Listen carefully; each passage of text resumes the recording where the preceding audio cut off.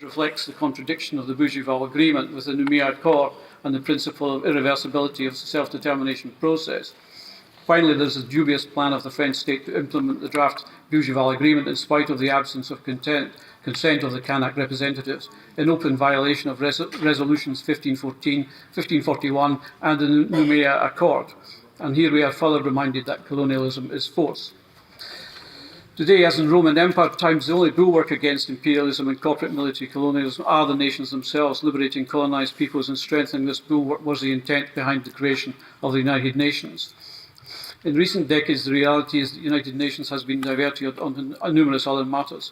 We urge the Fourth Committee to prioritise the inscription of all metropolitised colonised territories on the UK list of NSGTs. Doy las gracias al peticionario. Invito al señor Giovanni Zanari a dirigirse a la comisión.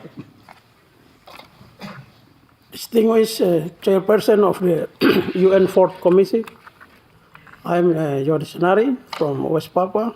We join a statement together with New Caledonia. We understand present this petition to the United Nations Fourth Committee concerning the continuing failure of decolonization in New Caledonia and West New Guinea or West Papua. These cases remain as recordar a todos los oradores la necesidad de abstenerse de discutir territorios que no sean los 17 que figuran en el programa de la Comisión. Tiene usted la palabra por 2 minutos 26 segundos.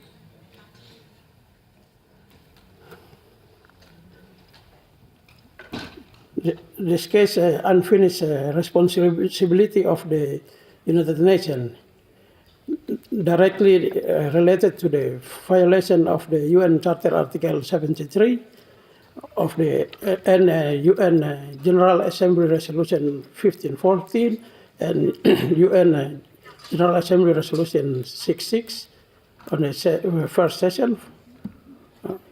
And New Caledonia remain of the UN on the list of non-self-governing territory by UN Resolution 66 on first session in December 4, 1949.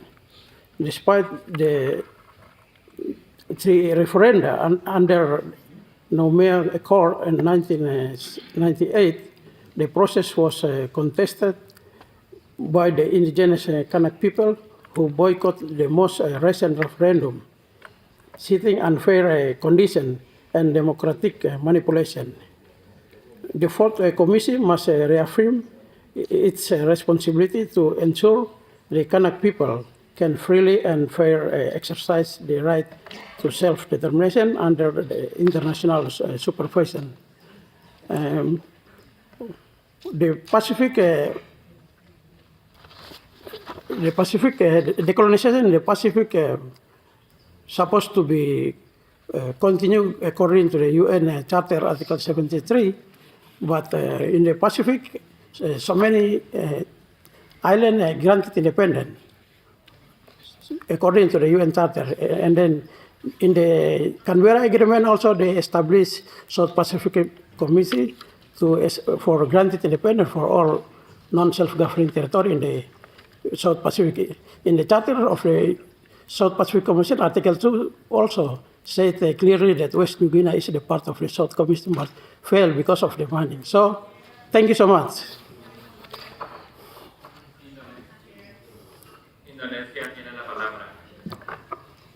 Thank you, Mr. Chair. I would like to make a point of order because the petitioner is speaking on matters that fall entirely outside the scope of today's agenda item and obviously beyond the context of the 17 non-self-governing territories under consideration by this committee. The issue raised are in fact against the principles enshrined in the Charter of the UN, particularly those concerning the sovereignty of member states, and in this case, my country, Indonesia. I would like to emphasize that the 6 provinces of Papua are integral part of Indonesia.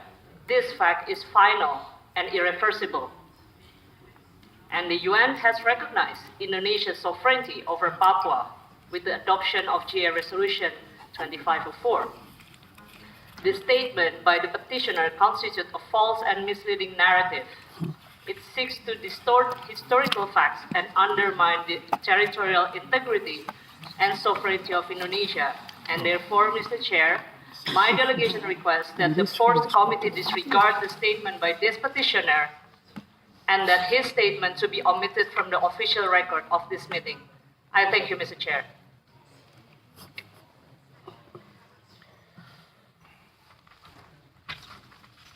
Invito a la señora Orián Trolue a dirigirse a la comisión y quisiera recordar a los peticionarios que se abstengan de discutir territorios que no sean los 17 que figuran en el programa de la comisión.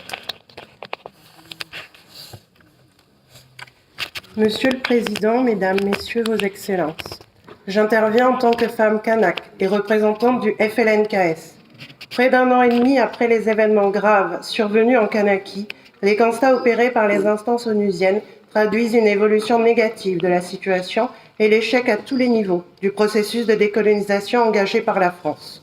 Cette révolte populaire spontanée est la conséquence directe d'une violence institutionnelle et d'une politique coloniale orchestrée par l'État français et ses représentants locaux sur les populations kanak et océaniennes et sur la revendication du peuple kanak qui aspire à sa liberté et à son indépendance.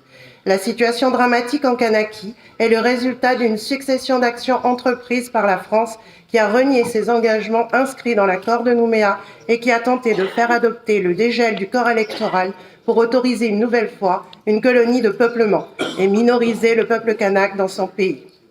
Fidèle à ces pratiques néocoloniales, la France a encouragé la déstabilisation sociale, économique et institutionnelle de Kanaki pour faire porter la responsabilité aux indépendantistes et légitimer une répression hors norme, contraire aux droits de l'homme et une militarisation en cours qui génère une situation de psychose au quotidien.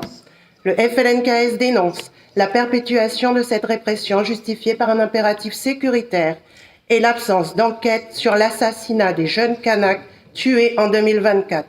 Nous accusons les anti-indépendantistes radicaux d'ingérence dans les décisions de justice concernant les prisonniers politiques kanaks déportés en juin 2024 vers la France dans des conditions inhumaines et dégradantes, et d'utiliser les collectivités pour légaliser des mesures discriminatoires à l'encontre de nos populations kanaks et océaniennes défavorisées. Malgré l'arsenal de recommandations des mécanismes et des instances onusiennes, aucune mesure n'est prise par la France pour y remédier.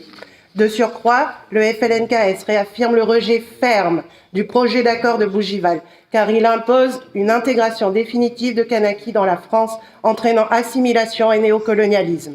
L'État français et les anti-indépendantistes radicaux ont instrumentalisé la signature du FLNKS pour obtenir son consentement et éteindre ainsi toute possibilité d'accéder à la pleine souveraineté. Le Front affirme qu'elle est la seule voie pour assurer une décolonisation dans la paix et la justice pour une société libre. Enfin, il est à noter que le Conseil constitutionnel a confirmé que le gel du corps électoral est conforme à la Constitution française. L'État et ses soutiens locaux affirmaient le contraire pour justifier un troisième report des élections provinciales. Et alors que l'instabilité institutionnelle actuelle en France aggrave la situation locale, le FLNKS exige qu'elle soit organisée avant le 30 novembre 2025. Pour conclure, Mesdames et Messieurs, j'informe la 4e commission que le peuple kanak, par le FLNKS, proclamera l'indépendance dès que les conditions seront réunies avant les élections de 2027, conformément au droit international et à la résolution 1514. Gracias a la peticionaria. Invito al señor Paul Charles Wea a